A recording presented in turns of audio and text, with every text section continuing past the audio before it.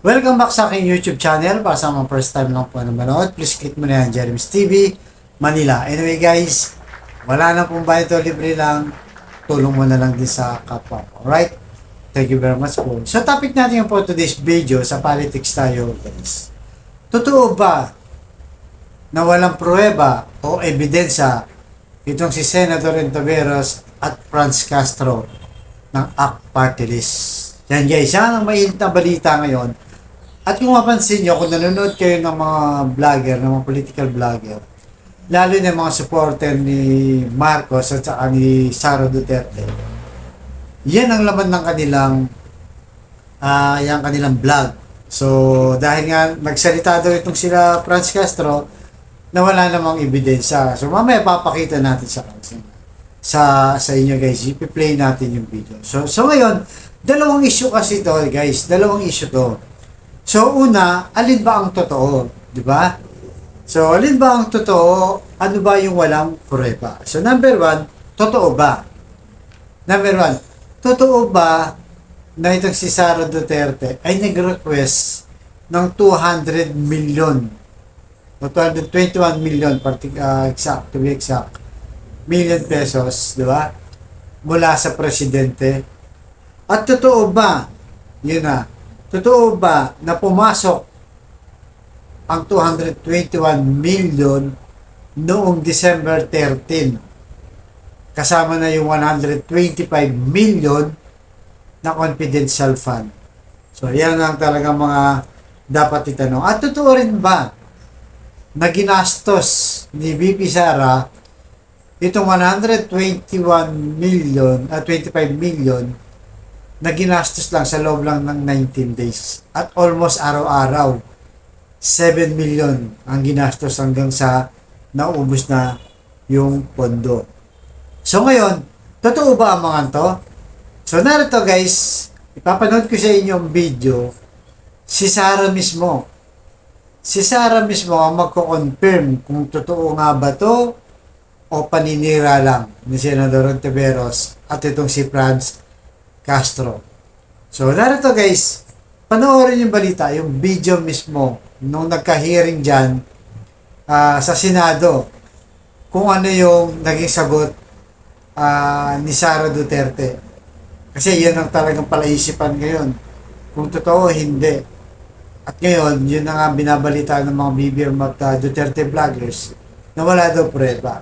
So ito guys, panoorin muna natin tapos ituloy natin yung pagbibigay nating reaksyon. Alright? So dito na. Pasok, Inday. Vice President Sara Duterte confirms making a request for the controversial 125 million peso confidential fund of her office last year.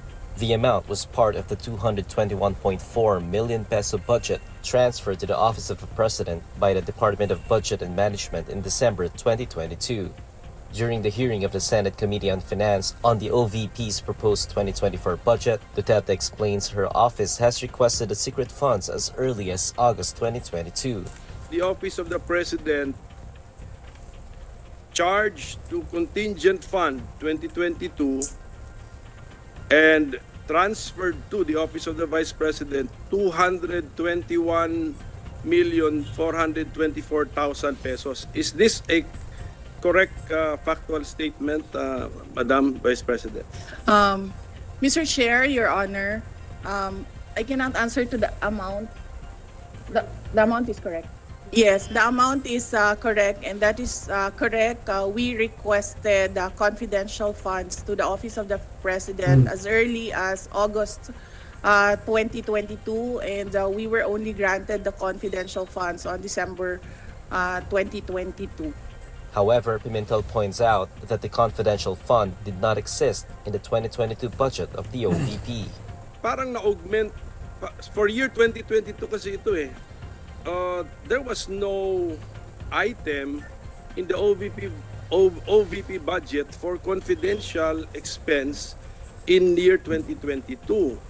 So it's not even 1 peso. It's nothing. It's zero. And then it's not even mentioned in the line item budgeting for the OVP. And yet, at year's end, calendar year 2022, we will now have an entry of 125 million pesos charged to a line which did not exist at the very beginning. Duterte reiterates her office's request for the secret fund was granted by the Office of the President through the DBM. I think the Department of Budget and Management can better answer the question of the transfer of funds from their source to the Office of the Vice President. However, but nevertheless, we complied with the reportorial requirements of the use of the funds as confidential funds.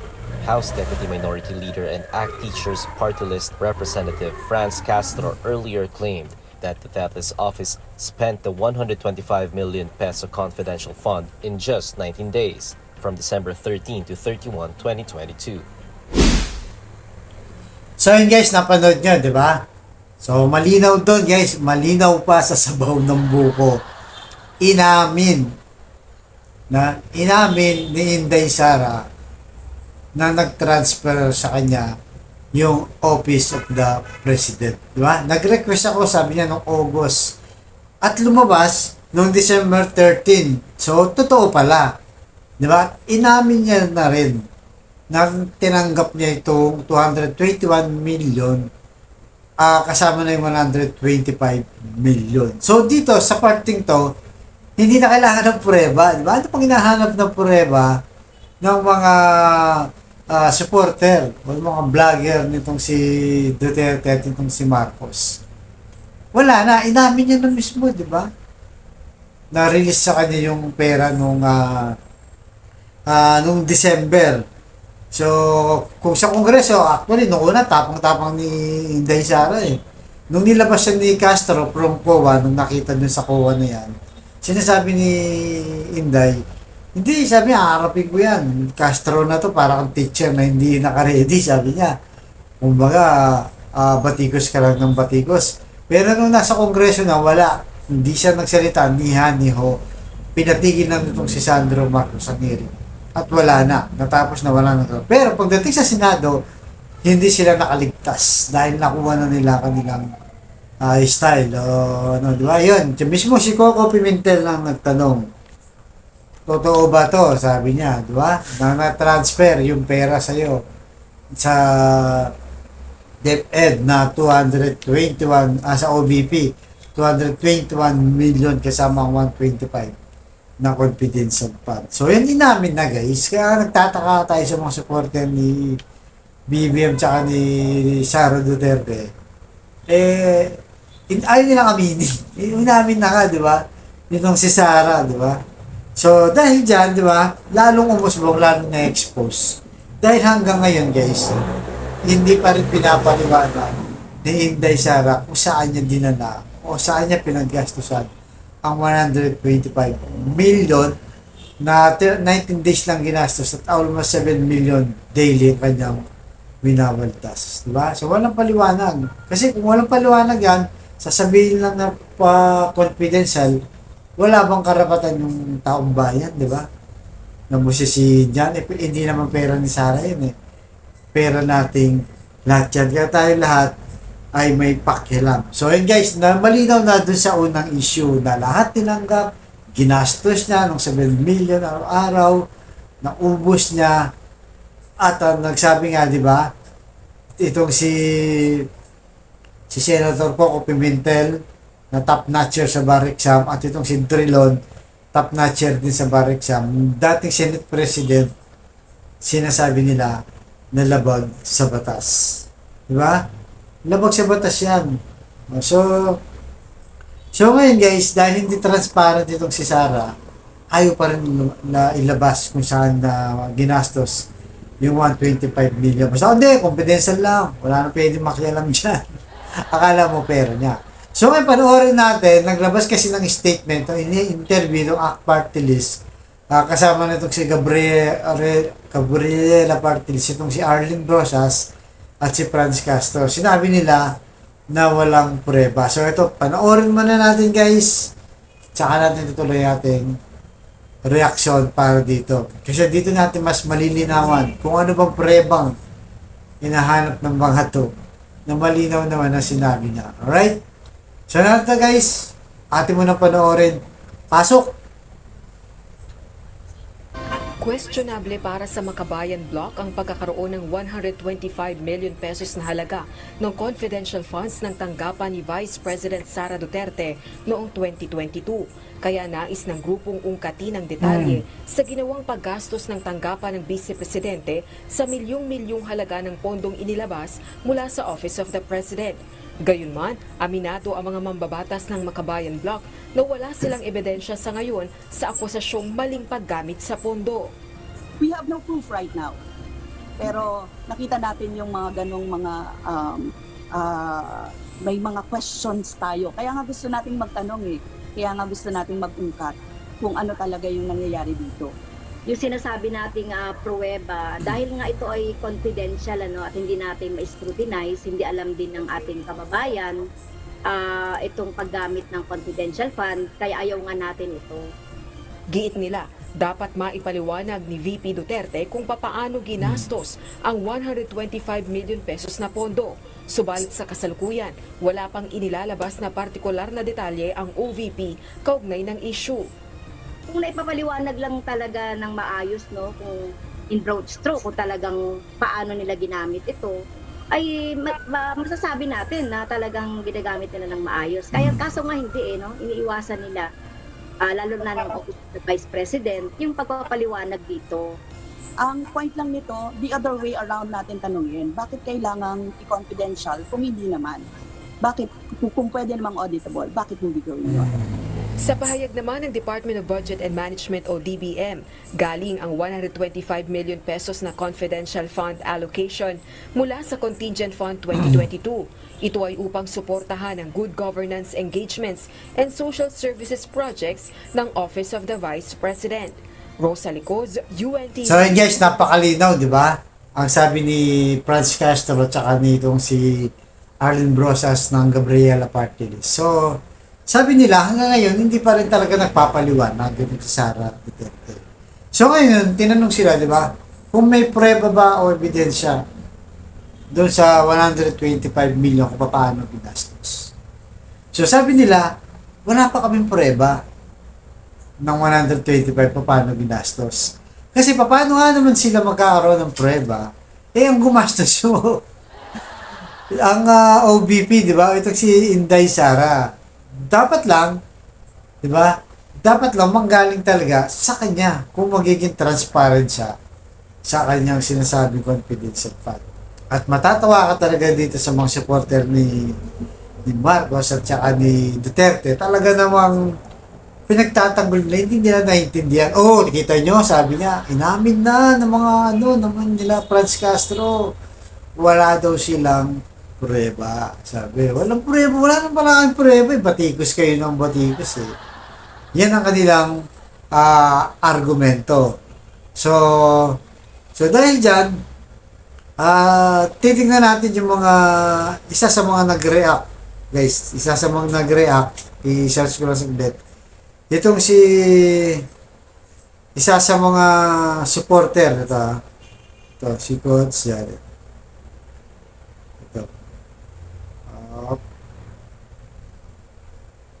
Ito guys papakita ko lang sa inyo to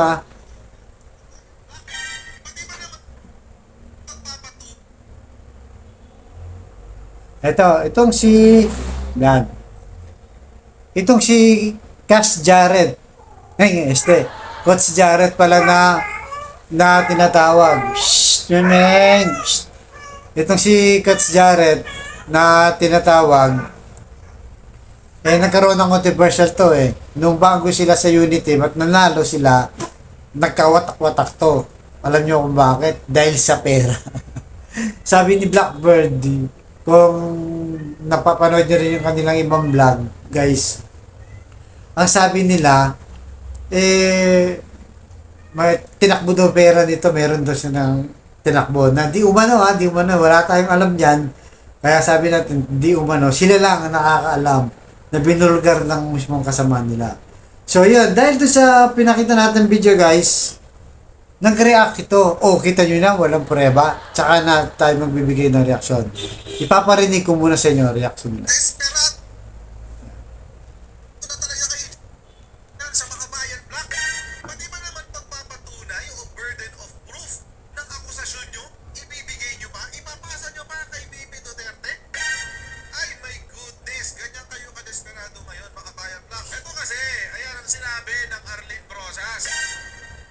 Sabi niya, confidential funds misuse? Question mark. Rosas insists burden of proof should be on VP Duterte. Kailan ba nangyari yan, Arlene Rosas? Na yung taong inakusahan nyo, siya rin ang magpapatunay na inosente siya. Goodness, baliktad kayo, Arlene Rosas. Okay, bakit ba tayo umabot sa punto na to? Konting kwento lang, no? Konting story time. Kahapon po kasi, mga konsyero, nabisto po ang Makabayan Club na wala silang ebidensya ng confidential fund misuse kay VP Sara Duterte. Nag-akusa sila ng desperado na talaga kayo dyan. So yun guys, di ba? Naulit na lang. Di ba? Sabi nila, desperado na daw itong sila Franz Castro. Di ba? Dahil daw walang ebidensya. Nakita nyo naman sa video, inamin naman talaga nila, walang ebidensya. So ang tanong, bakit wala silang ebidensya? Eh kasi nga, manggagaling yung ebidensya kay Inday Sara. So, ang sinasabi nila, yung burden of proof, sabi niya, bakit siya yung maglalabas ng ebidensya? Eh, siya nga yung inaakusa, di ba, na ginastos yung 125. Siguro, hindi nila maintindihan, basta narinig nila yung walang ebidensya, yun, nag-vlog lang agad. Di ba? So, kung titignan mo, guys, tignan mo ha, siguro pwede yung sinasabi nila kung personal na akusa, di ba? So, halimbawa, si Inday Sara, inakusa nitong si Franz Castro sa ibang bagay siguro, di ba? So, kung halimbawang mayroon siyang sinasabing, halimbawa, isang krimen, no, di ba? Natural, hindi maglalabas itong si Sara Duterte. Ba't ba kung maglalabas ng ebidensya, inaakusa niyo ako, di magigilty ako niya, parang ganon. Pero hindi nila maintindihan, ang usapan dito, hindi naman yung akusa ni Franz Castro na personal. Ang akusa dito ay pera ng taong bayan, di ba? Natural, itong si Franz Castro, wala yung access kung saan yan ginamit, di ba? So, may karapatan ba siyang busisiin? Meron aral ng bayan yan congresswoman yan di ba? Yan ang mandato nila, ang bumusisi ng budget at kung saan dinala yung budget at saan ginamit. Di ba? Malinaw naman meron siyang karapatan. Ngayon, sa parte naman ni Inday Sara, ayaw nga niyang maglabas, di ba? Kung saan niya dinala. Ang tanong dito, pera ba ni Inday Sara to? Bakit ayaw niya maging transparent, di ba? Bakit umuiwas sa mga ganong usapin? Di ba? So, kaya sinasabi nitong si Cass Jarrett, bakit daw niya i-burden sa kanyang ebidensya, di ba? Inaakusa. Pero nga, ng kaban ng bayan, hindi niya maintindihan. Napakahina, di ba? Guys, napakahina. Mababatikos lang. Kung siguro, hindi pera ng bayan ang pinag-uusapan dito, nilostay ni Inday Sara, wala tayong pakialam niyan kung pera lang niya. Ang problema, pera nating lahat to. Lahat tayo may pakialam, pinagpaguran lahat natin to pag nagbayad ka ng tax, di ba? Pag bumili ka sa tindahan, may tax. Pag nagpagasolina ka, may tax, di ba? Even nga yung tambay sa kanto, di ba? Pag bumili ng alak at sigarilyo, di ba? Nakakontribute din yan kasi may tax din yan, di ba? Yung OFW, di ba? Ang dami, magbayad ka ng Meralco, may tax din. Ang dami, lahat ng ginagalawan natin may tax. So, may karapatan tayong malaman. So, ngayon, ang problema na kay Inday, bakit ayaw niyang ilabas? Ba't ayaw siya maging transparent? Yun lang naman, napakasimple lang Itong mga Duterte vlogger at mga BBM vloggers, hindi naiintindihan di ba? Hindi nila naiintindihan. Hindi naman personal na pera ni Inday Sara yan. Kaya kailangan maging transparent sa ilabas niya kung saan niya ginastos, kahit sabihin mo confidential pa dyan. Dahil kung yan ang katwiran na kaya nga confidential, hindi kailangan malaman tinatanggalan mo na ng karapatan ng taong bayan kung saan nyo dinadala ang pera. Di ba? Tinatanggalan nyo na kung wala naman tinatago, ano ang kinakatakot mo?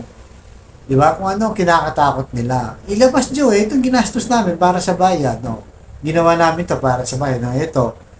Saan napunta 125? Ito, araw-araw, 6 million. Itong 6 million napunta ganito sa ganyan. Napakadali, di ba?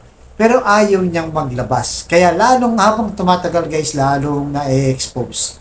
Lalong na pag-iinitan ngayon ang confidential fund. Kahit hindi nila matanggi, kahit nagtulong-tulong na mga full force na sila, pinagtatanggol na itong si BP Sara, itong si Roque, itong si Congressman Kimbo, si Gibo, si Per Sabin, di ba? Lahat sila nagtulong-tulong. Ibig sabihin, naliligalig na sila, nayayanig na talaga sila. Di ba? So, kung ganun lagi ang laging ang katwiran nila dahil confidential fund, lahat na talaga gagaya. Kaya nga siguro dumami yung ngayon. Di ba guys, dati 21 lang daw ang humihinging confidential fund. Yung iba dyan, civilian agency, kagaya ng DepEd niya. Ngayon, 28 na. So, parami inaabuso na nila. Kasi nga naman, wala ka naman pala pwedeng i-report. Basta sinabi mo lang, confidential fund, wala na kayong pakialam taong bayan. Wala na kayong pakialam mga taxpayer. Di ba? So, kung ganun katwiran, talaga kanya-kanya na. So, iisipin natin, pwede nilang corrupt yan, nakawin yan. Di ba? Pwede nilang nakawin. Wala naman palang financial report yan, di ba? So, ganun lang mangyayari kung hindi nila ipapaliwanag to. So, yan ang natin, guys. Kailangan may accountability pa rin. Kaya ngayon, guys, idudulog yan sa korte, alam natin. Merong grupo na magdudulog sa korte para linawin din, di ba? At ang Korte Suprema, umaksyon kagad dito pag may nag-file na ng petisyon. Kasi nga, nagiging abusado na yung mga ibang agency dahil alam naman natin, yung importante na lang, kagaya ng national security, yan, importante yun eh. Di ba? Philippine Coast Guard, di ba? NICA, di ba? Pero bakit mas mataas pa ang confidential fund ni VP Sara? So, ayan po guys. Abangan yung susunod natin vlog. Malinaw po. Una, inadmit ni VP Sara, nakatanggap siya, tinransfer siya, ginastos niya. Di ba? Wala nang kailangang preba doon, siya mismo inamin na. Kaya aminin nyo na rin mga vloggers na. Pangalawa, ang talagang ilalabas na ebidensya manggagaling dapat kay Inday Sara dahil pera ng kaban ng bayan, hindi niya sariling pera yan. Iba yung nagtatanggol daw sa kanya mga senador, congresswoman, hindi niyo pera po yan. Pera ng kaban ng bayan yan, ng taxpayers money, na kailangan transparent kayo. At lead by example, yan ang sinasabi ko lagi, Vice President ka, pangalawang mataas na Pangulo, dapat transparent at walang tinatago. Kung wala naman tinatago, walang dapat ikatakot. At para malinis na rin ang kanyang pangalan, hindi na sa mabansagang confidential fund. Alright? So hanggang dito lang po. Thank you very much.